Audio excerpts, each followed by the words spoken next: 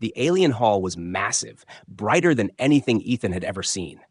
Crystal walls shimmered in blue and gold light, and hundreds of aliens filled the seats around him.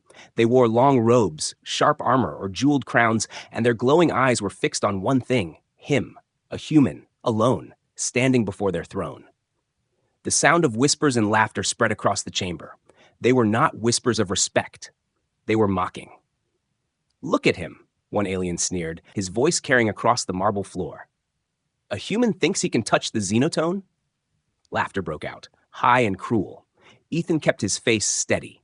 He had been warned before entering. No human had ever played their sacred instrument. The aliens believed humans lacked the hearing, the talent, the spirit. But Ethan's jaw tightened. They could mock all they wanted.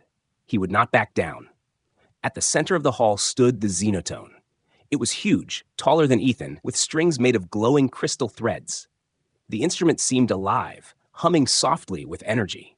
Its surface was black stone carved with symbols that pulsed like veins of light.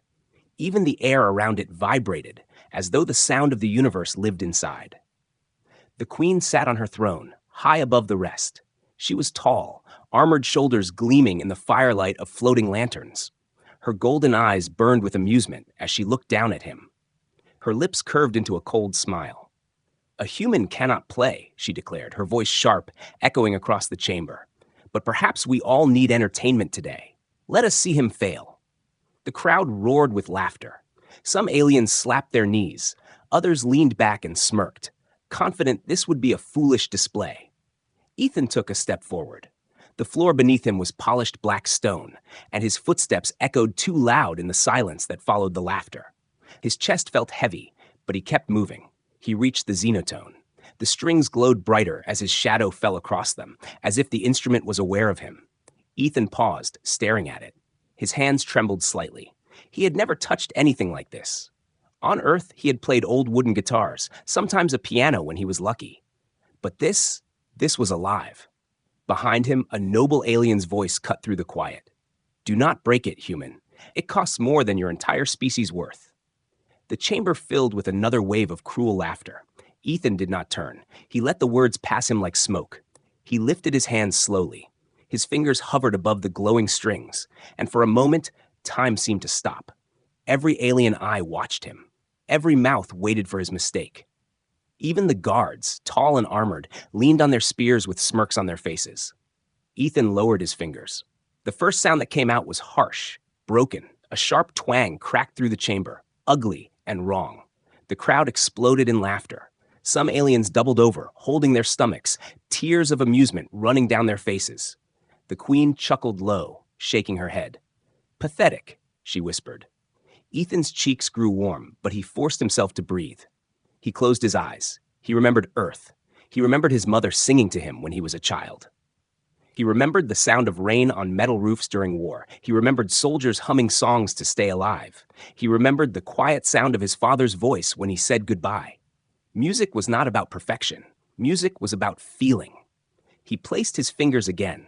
This time, he ignored the mocking voices. He imagined his mother's lullaby, soft and steady. His fingers moved carefully, searching for rhythm. A faint hum came out, weak but real. It was not beautiful yet, but it was not broken either. The crowd's laughter slowed. They still looked amused, but some tilted their heads, sensing something different. Ethan kept going. He pressed harder, his hands finding courage.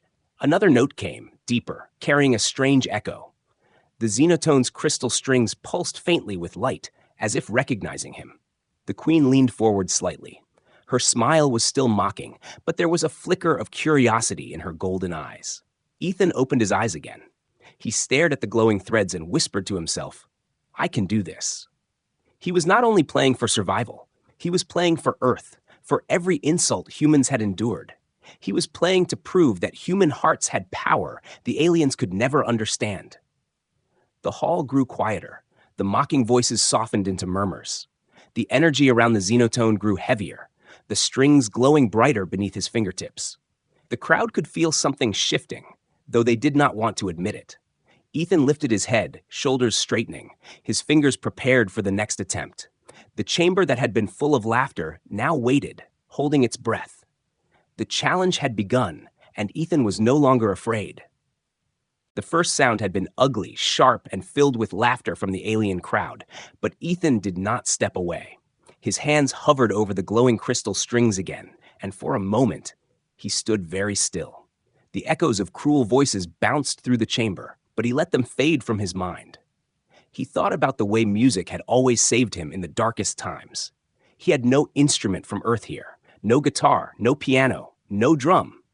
But he had memory, and memory could guide his hands. He lowered his fingers again. This time the string did not scream. It hummed, low and uncertain, but alive.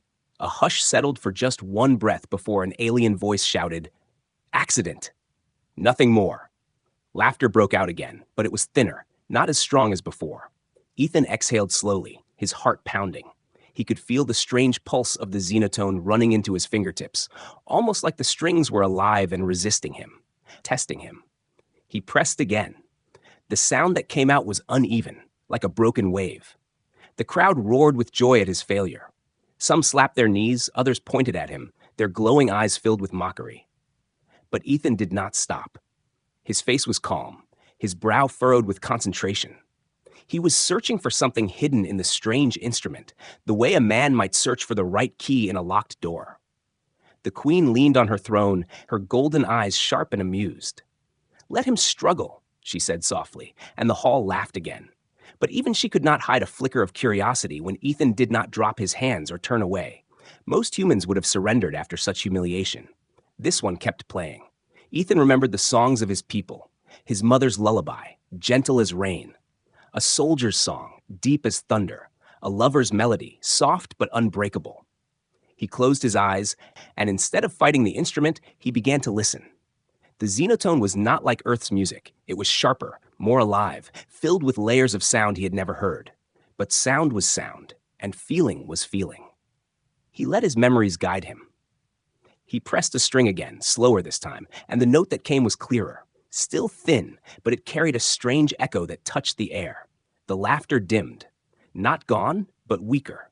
His other hand joined in, brushing across the glowing threads, and two notes collided. They did not fight each other. They joined.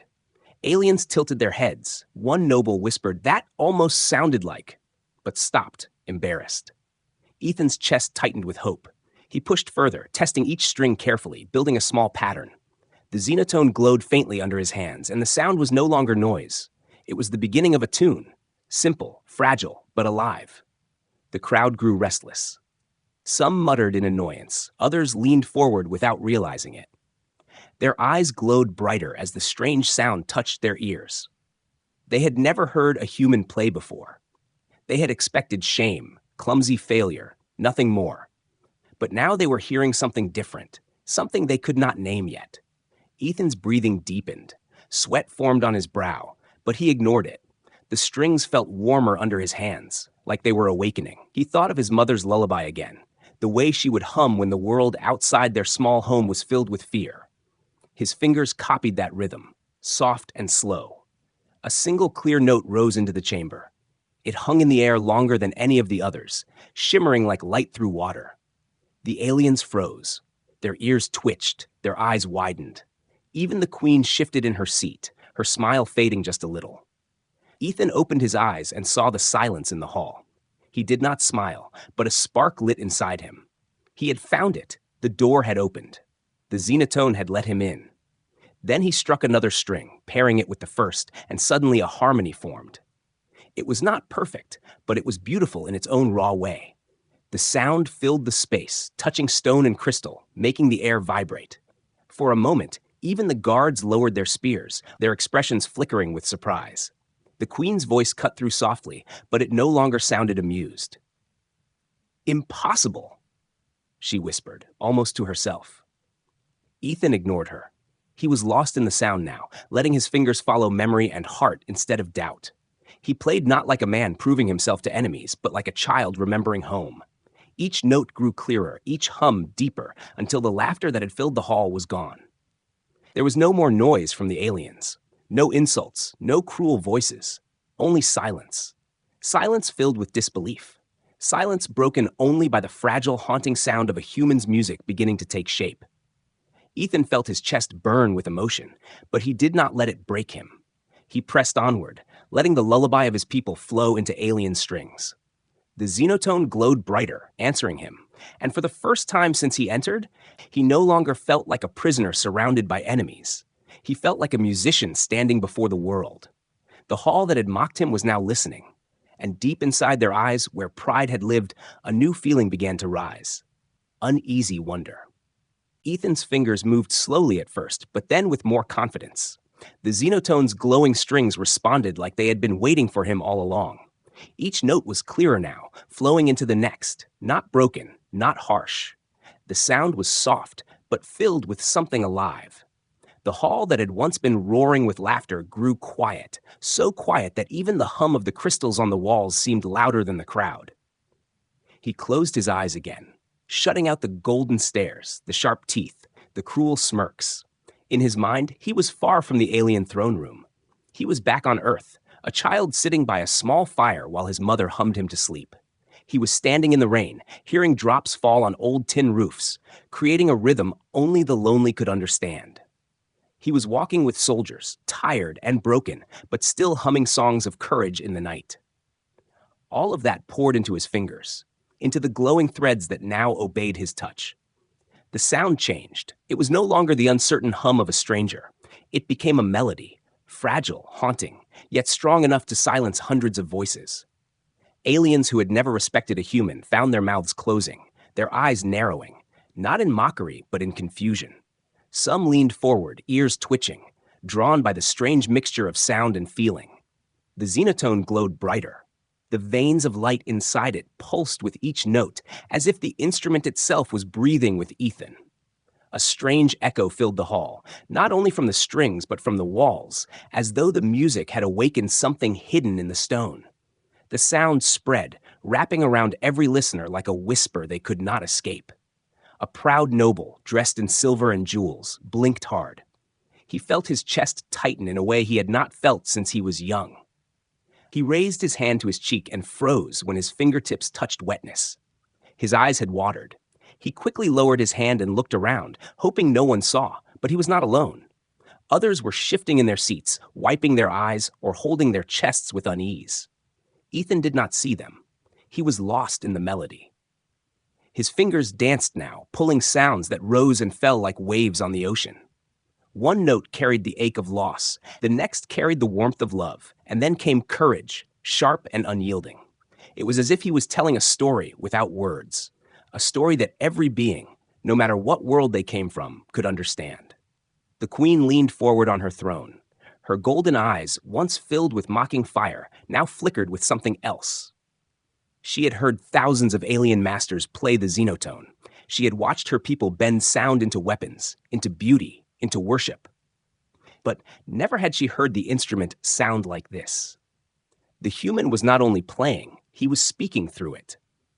The guards lowered their spears unconsciously, their smirks gone. They stood straighter, their glowing helmets catching the reflection of the pulsing strings. Even the great warriors who had never shown weakness felt something sharp twist inside their hearts. The sound made them remember battles they had buried, friends they had lost, moments of silence they had feared. Ethan opened his eyes, and though sweat dripped from his forehead, his hands did not falter. He looked at the hall full of enemies, and for the first time, he saw not hatred in their eyes, but something else, confusion, sorrow, maybe even longing. He pressed harder, weaving notes together into a song that carried across the vast room like a river of light. One alien mother in the crowd pulled her child close, tears sliding down her cheeks. She did not know why she wept. She had never heard human music, but the sound told her things she could not explain. She felt her own mother's embrace, the warmth of home she thought she had forgotten. Others shifted uncomfortably, unwilling to admit the same feeling was rising inside them. The melody swelled. It was no longer fragile. It became strong, as if Earth itself was speaking through Ethan's hands. The xenotone blazed with light now, brighter than it had for any alien master. Every note carved deeper into the hearts of those listening, leaving wounds they did not expect and comfort they did not understand. The queen's hand tightened on her throne. Her proud expression cracked for a moment. She felt her chest ache, her throat tighten, and her eyes burn. She tried to blink it away, to remind herself that she was above this, above a human's foolish attempt. But the music did not ask permission. It broke through every wall she had built. The song grew softer again, like a whisper after a storm. The notes lingered in the air, carrying sorrow so deep that even the strongest warriors looked down at the floor, unable to meet each other's eyes. The silence between the sounds was heavy, pressing on every listener like invisible hands. Ethan breathed in, his chest rising and falling with the rhythm. He was exhausted, but he would not stop. He poured everything left inside him, grief, hope, love, pain, into the glowing strings. The music became bigger than him, bigger than the hall, bigger than the differences between species.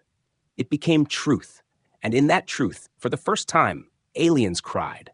Their glowing eyes shimmered with tears they did not want to admit were there. Some turned their faces away in shame, others covered their mouths, but none could deny the sound had reached them. Ethan looked at them, his fingers still moving, and a small thought came to him. Maybe music was the one thing that could break the walls between worlds. Maybe this was why he had been chosen to stand here. The hall remained silent, except for the haunting melody. The laughter was gone, the mockery dead. In its place was something none of them had expected: respect, born not of fear or power, but of a human song. The sound rose higher, trembling through every corner of the great alien hall. Ethan's fingers pressed harder on the glowing strings, and the xenotone answered him with light and sound that shook the air. What had started as fragile notes now became a melody so powerful it cut through every wall of pride in the room. The aliens had mocked, they had laughed, but now they sat frozen, unable to look away. The melody changed, becoming heavier, filled with sorrow. Each note fell like rain on stone, steady and sharp, striking straight into the hearts of those who listened. The hall was silent, not because of respect, but because no one could speak. The sound had taken their voices. Warriors who had faced death without fear now shifted uncomfortably, their jaws tight, their hands gripping their knees as if they could crush the feeling away. One soldier in the back clenched his fists, his face hard. He had never cried, not when he buried friends, not when his own brother fell beside him in battle. But as Ethan's music poured through the hall, his chest burned and his throat ached. Against his will, a single tear rolled down his cheek.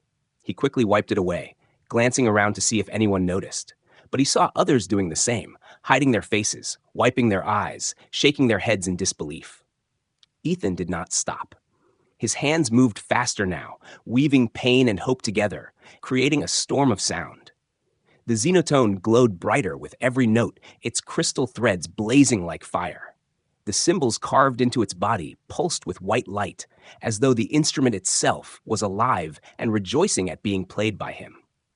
The sound was no longer just music. It was a voice, carrying emotions too deep for words. Mothers in the audience pulled their children close. Some of the children, too young to understand, began to cry softly, not from fear, but from the strange ache in their hearts. Their small hands clutched at their mothers' robes, and the mothers held them tighter, tears dripping silently onto their heads.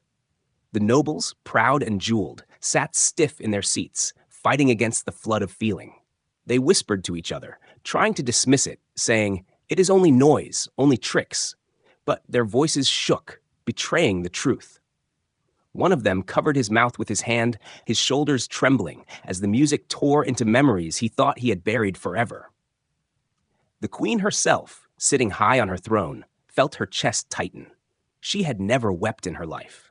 She was strong, above weakness, above sorrow. Yet now her eyes burned and her throat felt heavy. She leaned forward, gripping the black stone armrest of her throne so tightly her clawed fingers cracked the surface.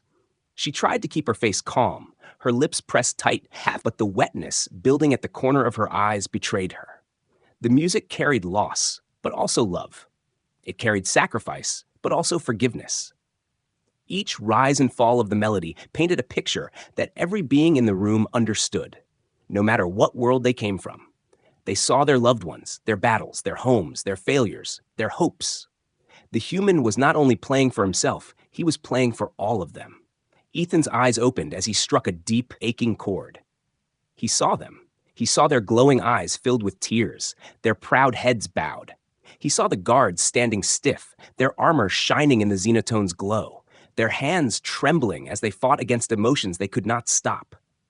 He saw the nobles trying to hide their faces, ashamed that a human had touched them so deeply. And he saw the queen, her golden eyes wet, her pride cracking like stone under pressure. His chest burned, his arms ached, but he played harder. He poured everything he had into the strings, the memory of his mother's lullaby, the cries of soldiers, the laughter of children, the silence of graves. The sound grew heavier, a flood that washed over the hall. A warrior in the front row dropped his spear with a loud clang, unable to hold it anymore. His hands covered his face as tears streamed down. Another alien, a noble woman with silver skin, pressed her hands to her chest, whispering softly to herself in disbelief. How can this be? The music answered her without words. Because it was not about skill, not about power. It was about heart. Ethan leaned forward, his face filled with fire. His fingers struck the final part of the sorrowful melody, and the sound rose like a cry of mourning. It carried across the hall, through every ear, every chest, every soul. The air trembled, and then the note fell away into silence. For a long moment, no one moved. The only sound was the heavy breathing of those who had wept. Then, slowly, a strange thing happened. More tears flowed, openly this time, without shame. Great warriors wept like children. Nobles sobbed softly into their jeweled hands. Mothers held their children and cried with them. And above them all, the queen sat stiff on her throne, tears rolling silently down her face. She turned her head slightly, hiding them with her hand, but they were there, shining in the golden firelight. Ethan's head bowed, his chest rising and falling with exhaustion. He had not played to humiliate them, not to break them. He had played because it was the only way he knew to show them the truth, that humans were more than they believed. His music had opened wounds they thought were long buried, but it had also reminded them of something they had forgotten, the power of feeling. The hall that had once laughed at him now sat in silence, broken and humbled. And for the first time in history, aliens cried because of a human song. The melody shifted again, changing like the sky after a storm. Ethan's fingers slowed for a moment, then pressed the glowing strings in a new rhythm. The sorrow that had filled the hall began to fade, replaced by a softer sound. The notes rose gently, carrying warmth, carrying hope. The aliens lifted their heads, some wiping their faces quickly, trying to hide their tears. But they could not hide the way their ears leaned forward, desperate for the next sound. The Xenotone glowed brighter, its crystal threads pulsing in colors they had never shown before. Gold and silver lights ran along the strings, flickering like sunlight on water. Each note carried through the vast chamber, soft but strong, wrapping around every listener like a warm embrace. The warriors who had been shaking with grief now sat straighter, their faces calmer, as if the sound was healing the wounds it had just opened. Ethan's eyes remained closed. He was not in the alien hall anymore. In his mind, he saw Earth. He saw fields of grass swaying in the wind, the sky painted orange at sunset. He saw children laughing and running, soldiers throwing down their weapons to share bread, lovers holding hands under the stars. He played what he saw, and the Xenotone gave those visions a voice. The aliens began to feel it. The sound was not only sorrow now, it was a promise.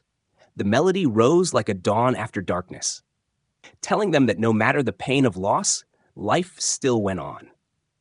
It told them that hope was stronger than despair, that unity was stronger than pride. The chamber that had been filled with tears now filled with light. Outside the hall, people in the alien city began to gather. The walls of the throne room carried the sound outward, letting it spill into the streets. Crowds stopped walking, their glowing eyes turning toward the palace. Merchants froze at their stalls. Children looked up from their games, and even beasts of burden paused in the roads, their ears twitching at the strange sound. They had never heard the Xenotone played like this. They had never heard music that made them feel like this. Inside, nobles leaned forward, no longer able to sit with cold pride. Their jeweled robes shimmered in the glow of the Xenotone. They whispered among themselves, but their voices were different now. Not mocking, not cruel, but full of unease and wonder. Could it be, one murmured, that humans truly hold such spirit? Another answered in a whisper, no master has ever awakened the Xenotone this way. The guards who once sneered now stood in silence, their spears lowered, their glowing helmets reflecting the colors of the strings. Some exchanged glances but said nothing. To speak now felt wrong, like breaking a sacred moment. Ethan's hands moved faster, weaving sound into sound. The melody grew into something stronger, more powerful. It was no longer only human, it was larger than him. It felt as if the music itself had become alive, reaching into every heart, demanding to be heard. The queen, sitting high above on her throne, gripped the armrests tightly. Her golden eyes trembled with emotions she had not known for centuries. Pride and fear battled inside her. This human was changing something she had believed could never change. She had thought humans were weak, simple, unable to touch greatness. Yet here was one, commanding her entire court with nothing but sound. She could feel the heat in her chest, the tears threatening again, and she hated it. But she could not look away. The sound lifted higher, climbing like a mountain peak. Ethan poured everything he had left into the strings. His arms ached, his fingers burned, but he kept going. The xenotone's light spread across the chamber, casting shifting shadows on the polished stone. The air itself seemed to vibrate with life. Then came a new voice, distant but real.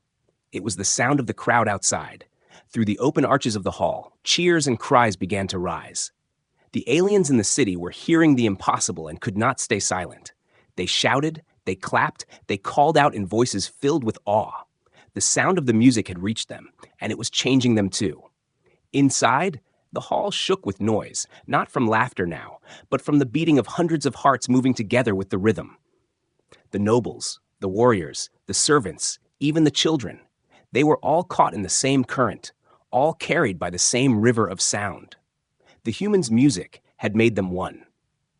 Ethan opened his eyes at last. His vision blurred from sweat, but he saw what was happening. The hall that had mocked him now glowed with wonder. The people outside were shouting for him, not against him. For the first time, he was not a stranger in this world. He was part of it. The queen's voice was a whisper, but it carried through the chamber. This is not possible. She shook her head slowly, her golden crown gleaming under the crystal light. Her hand touched her chest as if to calm the storm inside. No alien has ever done this. Ethan did not answer. His music answered for him. The melody softened again, drifting like a gentle breeze after a storm. It soothed the hall, leaving peace where once there had been fire. When the final notes of this passage faded, there was no laughter, no mockery. Only silence, deep and heavy, broken by the distant cheers of the crowd outside. And in that silence, every alien knew the truth. They were no longer looking at a weak human. They were looking at something greater. They were looking at a voice of unity, carried by music that belonged not to one world, but to all. Ethan's hands trembled, his arms heavy with strain, but he did not stop. The xenotone glowed like a living star now, its crystal strings burning with white and gold light. Every note he struck echoed like thunder, yet soft enough to pierce straight into the hearts of those listening. The hall was no longer mocking him. It was no longer a place of laughter. It had become a temple, and his music was the prayer. He closed his eyes again, forcing his aching fingers to move. The melody he had begun now shifted into something greater, something final. It was the song of Earth itself. Not only his memories, not only his sorrow, but the soul of his entire people. The soft lullabies of mothers, the cries of children, the chants of soldiers, the whispers of lovers, the hymns of the dying, they were all inside him, and now he gave them voice. The strings responded like they had been waiting for centuries to carry this story. The air shook with the depth of the sound. It filled the chamber, spilling through the arches into the city outside, and carried far beyond. It was not just music anymore. It was life itself, turned into sound. Aliens who had been proud their whole lives bowed their heads. Some placed their hands on their chests, unable to explain the ache inside. Their glowing eyes spilled with tears they did not hide this time. They were past shame. They were past mockery. They were trapped inside the human song, and they could not escape. The queen sat frozen on her throne, her golden eyes wet, her lips parted. She gripped the throne as though the stone might shatter under her hands. Her chest rose and fell quickly. She hated the weakness she felt, but it was no weakness. It was truth. This human was showing her something she had never understood. Power was not only weapons, not only blood, not only pride. Power could also be music that reached hearts, music that no shield or crown could resist. Ethan's body shook with exhaustion, but he pressed on, knowing this was his last chance. He leaned into the strings, his fingers flying, striking chords that roared like storms and wept like rivers. Each sound painted a picture no words could capture. The aliens saw battlefields, graves, laughter, birth, sacrifice. They saw not only his life, but their own reflected back at them. He had taken their pain and given it music. The xenotone's glow spread across the floor, reaching the feet of every listener. It climbed the walls, filling the carved symbols with fire. The whole hall pulsed like a beating heart, and the music became its blood. For a moment, every alien felt they were inside the song, part of it, as if their lives were threads woven into the human's melody. A noblewoman dropped to her knees, covering her face as sobs tore through her. A soldier let his spear clatter loudly to the ground, his shoulders shaking with every note. A child cried openly, not from fear, but because the sound was too big for her little heart to hold.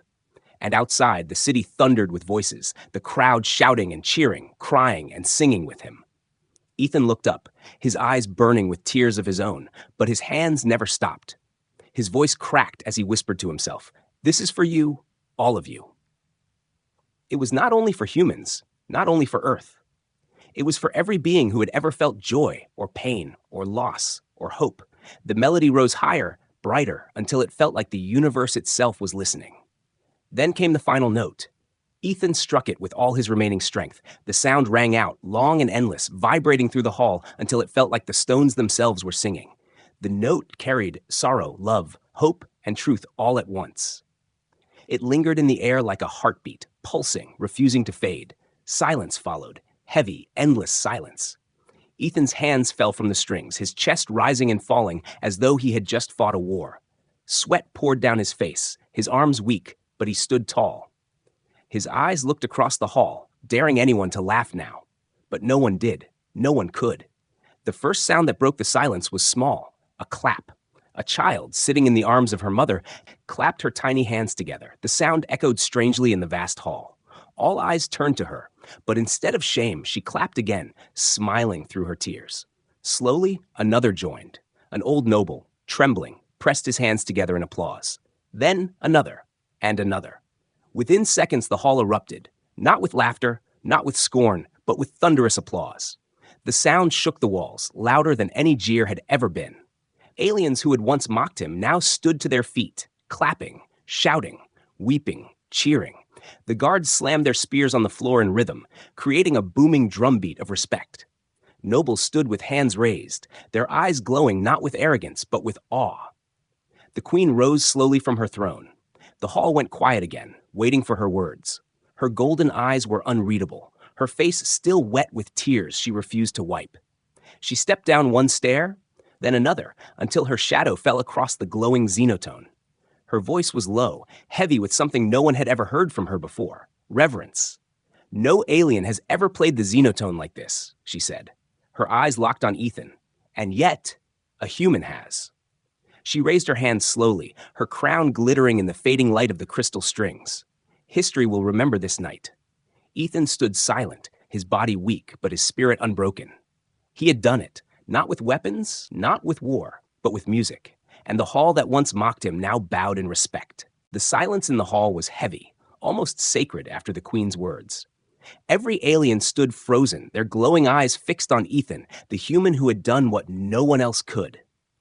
The xenotone still glowed faintly, its strings humming softly as if remembering his touch. Ethan's chest rose and fell, his arms weak, but his spirit burned brighter than the crystals around him. He had come here as a prisoner, mocked as a fool, but now the entire court looked at him with awe. The queen stepped down from her throne slowly, her long black and gold robes trailing behind her. The nobles gasped, for it was rare for her to leave the throne, rarer still for her to walk toward anyone. Her golden eyes stayed fixed on Ethan. Her voice, when it came, was strong but trembling with something none had ever heard in her: respect. "You are no longer just human," she said. "From this moment, you are maestro." The words rippled through the hall. Nobles whispered, warriors murmured, and guards lowered their spears in salute. Even those who had hated humans could not deny what they had seen, what they had felt. Ethan had forced them to cry, forced them to remember what it meant to feel alive. He had broken their pride with nothing but sound. Ethan said nothing at first. His throat was tight, his body exhausted. He looked around at the sea of alien faces, faces that had laughed at him, faces that had once looked at him as something lesser. Now those same faces bowed their heads. He saw tears still shining in their eyes, saw the respect written in their silence. Slowly, he nodded, not as a servant, not as a prisoner, but as an equal. The crowd erupted again, this time not in mockery, but in thunderous applause. The hall shook with the sound, spears pounding the stone floor in rhythm, voices raised in cheers. Even the children outside joined, clapping and shouting, their laughter carrying into the chamber. The city had become part of the performance, the entire world trembling under the weight of what had just happened. The queen raised her hand, and the noise quieted at once. She looked at Ethan with eyes that were no longer cold. "You have shown us something beyond power," she said. "You have shown us unity. Your song carried across species, across pride, across pain. You have changed this court, and perhaps our world." She bowed her head, just slightly, but enough to shock everyone. For the first time in living memory, the queen bowed to another being. The nobles gasped, some even stepping back. Warriors exchanged stunned looks, unsure if what they saw was real. A queen who never lowered her head had lowered it to a human. Ethan felt his chest tighten. He had not expected this. He had not expected to change their world. He had only wanted to prove them wrong. Yet here he stood, not just proving them wrong, but rewriting history. The queen straightened again, her crown catching the light. "The title of Maestro is yours," she declared loudly, her voice echoing. "You are no longer a prisoner of this hall. You are free. And more than that, you are honored." She turned to her nobles and added, "Remember this moment. Remember who made you cry." Laughter broke out, not cruel this time, but warm, filled with awe. Some nobles smiled through their tears, others clapped again, their jeweled robes shimmering as they bowed toward Ethan. The guards struck their spears in salute, and the sound of metal against stone was no longer threatening. It was respect. Ethan looked down at the xenotone. Its glow had dimmed, but he could still feel its warmth beneath his fingertips. He placed his hand gently on the strings, almost like a farewell touch. The instrument seemed to hum softly in answer, as if acknowledging him. He knew he might never play it again, but it would always remember him, just as he would always remember this night. His body swayed slightly, exhaustion threatening to bring him down. But before he could stumble, a young alien child ran from the crowd and stood before him. She was small, her glowing eyes wide, her face wet with tears. She looked up at him and whispered, "Thank you." Her voice carried more weight than all the nobles' applause. Ethan bent down, placed a tired hand on her shoulder, and smiled faintly. "It was for you," he whispered back. The hall grew quiet again, touched by the small exchange. Warriors and nobles alike felt something inside them shift. If a child could understand, then so could they. The humans' music had not only changed their night, it had changed their future. The queen lifted her voice one last time. "Tonight will be remembered forever," she said firmly. "The night when a human song united us, when a human reminded us of what it means to feel." She raised her hand toward Ethan, presenting him not as a prisoner, but as a symbol. This man is proof that greatness does not belong to one species alone.